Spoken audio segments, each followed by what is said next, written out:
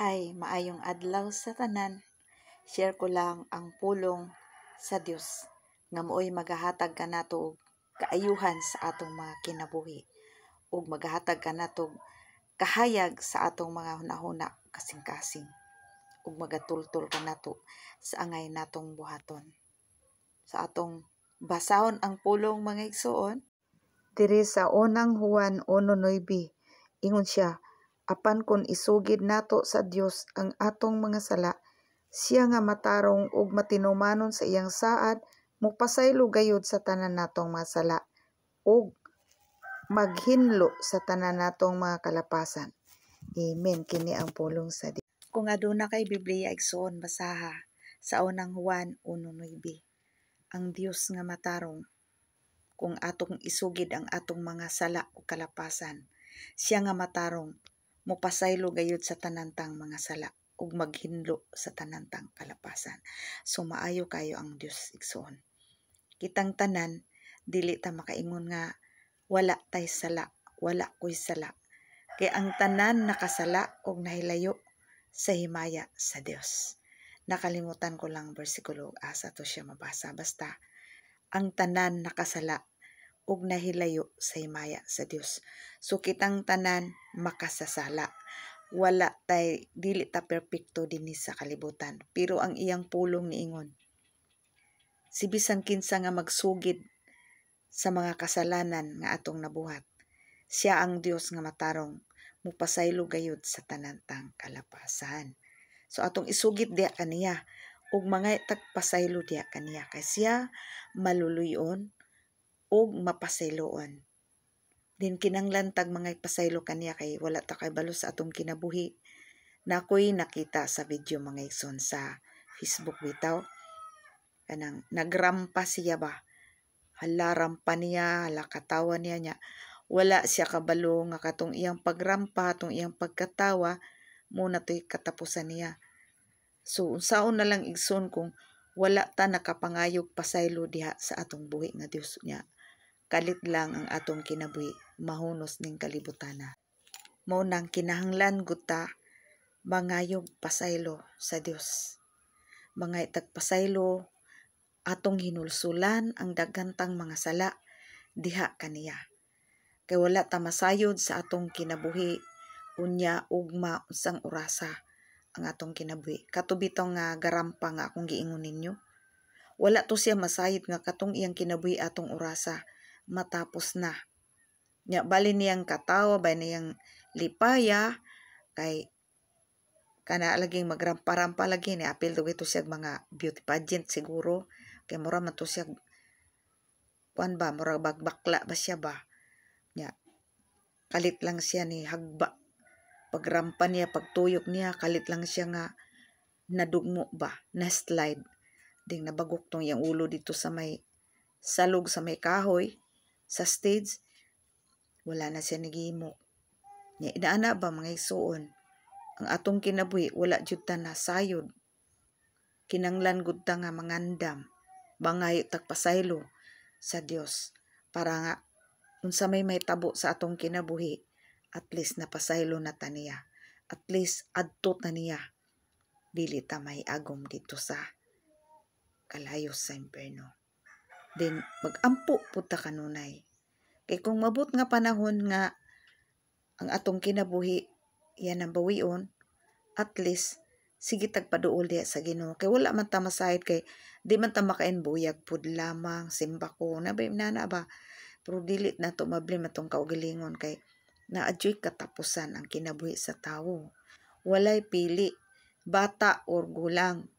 Kung maabot gani ang kamatayon sa tawo, unya ang mamatay raman sa tawo kay ang madaot sa tawo kay kini ramang lawas, kini ramang unod nato. Pero ang atong kalag ug espiritu mao man ni makikauban sa atong Dios. Unya ug inig mawala na sa kalibutan. So kinanglan mangandam ta, magampo ta, din mga itagpasaylo sa Dios, mga itagpasaylo sa atong isig katawo, kay basig nakasala ta sa atong isig katawo, bisag isip nato nga wala ta nakasala nila, mga ilang jud tagpasaylo, balag sila ang nakasala nato pero mga tagpasaylo. Then para nga pasayloon po ta sa Dios kung kita magpasaylo po ta sa atong isig katawo. E kung dili ka magpasaylo sa imong isig katawo sa mga tao usab nga nakasala nimo, dili sad ta pasayloon sa atong Dios nga man nga tua sa langit. So kinanglan nga prepare ta sa atong mga kinabuhi. Kinanglan din tag prayer, oras-oras. Mingon ta nga, kausara man kong mo prayer, dili. Kinanglan kay pray without ceasing man. Naama na sa iyang pulong pud sa 1 Thessalonica o 2 Thessalonica to 5:17. Basaha lang ninyo kung naamoy Biblia. Magampo ta sa tanang panahonan. Kay para nga, dili ta madaog sa tanang kahilayan ni kalibutana. Tanang pagkadautan ning kalibutana. Danglog kaayo ning kalibutana, mga igsoon. Dili tang madala, dali tang mahaylo. Kinanglan ta og prayer. Kinanglan ta og giya nga gikan sa Dios. Kinanglan ta gahom sa Dios igsoon. Nang una mga itakpasaylo, atong isugid niya ang tanan tang kalapasan ug sala para pagahinluan kita sa Dios. Para andam na ta sa pag-abot sa kinabuhi nga matapos na. Kinanglan andam ta. Magampo ta kanunay kay wala ta kabalo sa panghitabo sa atong palibot sa atong kinabuhi. Sa akong giingon ninyo katong nagrampa lang siya, wala siya gibati nga wala siya sakit, pero nganong nikalit lang man to siya. Nikalit lang siya kadapa, wala na naginawa. O sa kabalo nga katapusan na dayto niya. Ang pangutana ko, kato siya ba'y nakapangay nagpasaylo sa atong Dios? Kato siya ba'y nakapasaylo sa iyang isig katawo? Kato ba siya ni surrender na sa Dios? Iya na isurrender ang tanan. Muutoy pangutana. Unya, kung mawala ang iyang kinabuhi niya, wala siya nakapangay pasaylo sa iyang kasalanan. Unya, wala po siya nakapasaylo sa nakasala niya. Wa po siya kanang, wala niya gipasaylo ang nakasala niya. So, 100% kung nga di po siya pasayloon dito sa atong Dios nga to sa langit. So, kinanglan, ikaw, igsoon, nanood ng video, atong gisurrender na ang tanan diya sa atong buhi nga Dios na nakasala man jud ta. Makasasala man jud ta. Ato isurrender niyang tanan kay ang Dios mapasayloon gayud og may gugmaon. Mao na sa iyang giingon nga pasayloon gayud niyang tanan nga musugid sa tanan tang kalapasan. Atong ipangay pasaylo, then ato kung isurrender ang tanan niya, maginulsol din ang Dios pasayloon ta niya. And then magpasaylo po ta sa mga taong nakasala nato. Mura to nga nanglanta magpasaylo o magpasaylo o mga pasaylo o mangandam magampo kanunay aron dili ta madala sa kapahamakan. Aron ang Dios kung mobalik sa atong kinabuhi, ana-ana andam na ta. O kung sa may matabo sa atong kinabuhi, ana-andam na.